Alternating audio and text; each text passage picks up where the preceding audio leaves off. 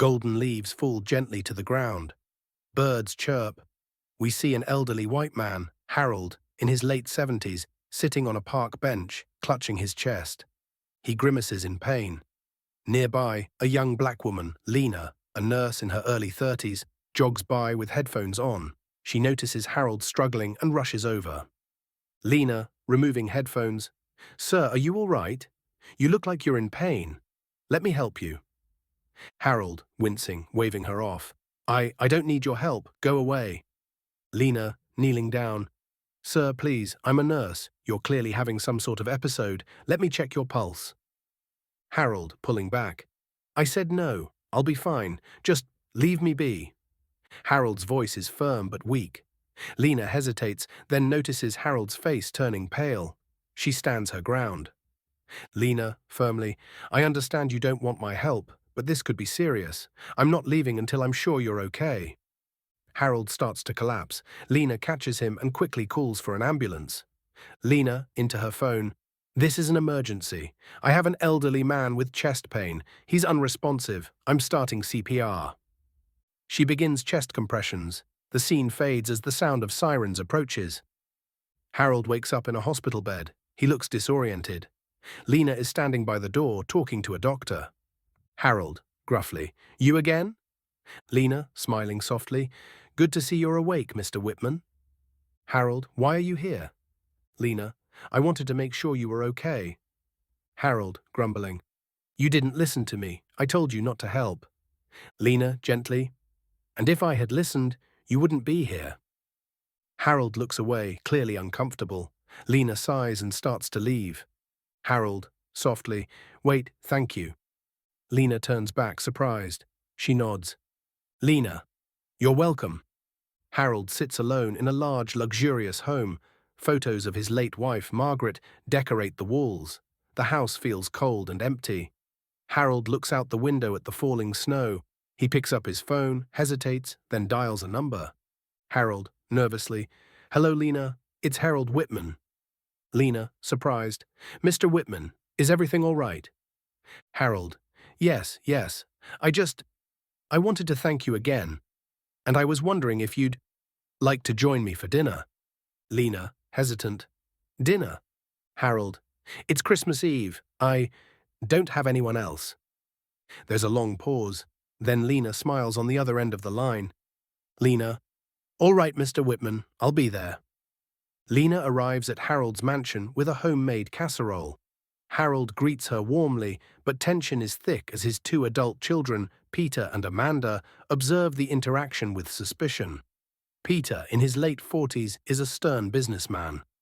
Amanda, in her early 40s, is polished but cold. Peter, aside to Amanda, "Who is she? Why is Dad inviting strangers into the house?"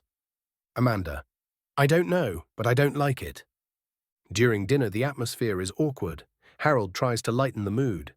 Harold, "Lena saved my life. I wouldn't be here without her." Amanda, forcing a smile, "That's wonderful, but we don't know anything about her." Peter, sharply, "Exactly.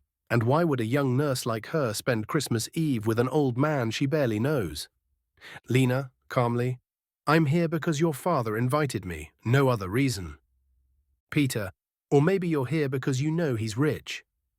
Harold slams his hand on the table, startling everyone. Harold, "Enough. Lena is a guest in my house. She's shown me more kindness in a few weeks than you two have in years." Amanda, offended, "That's not fair, Dad. We're just trying to protect you." Harold, "Protect me from what?"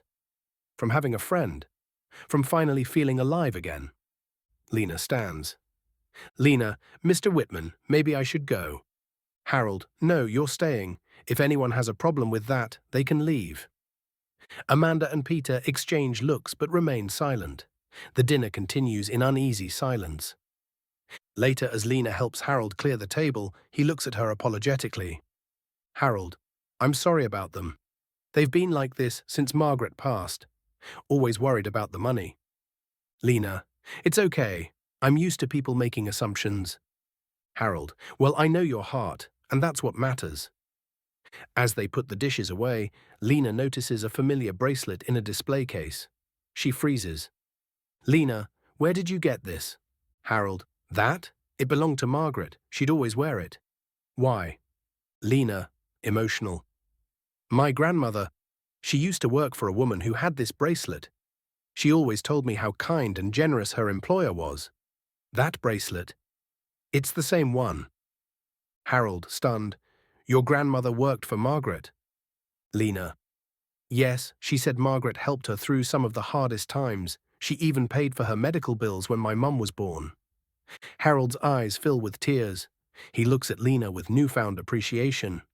Harold, it seems your family's kindness has come full circle.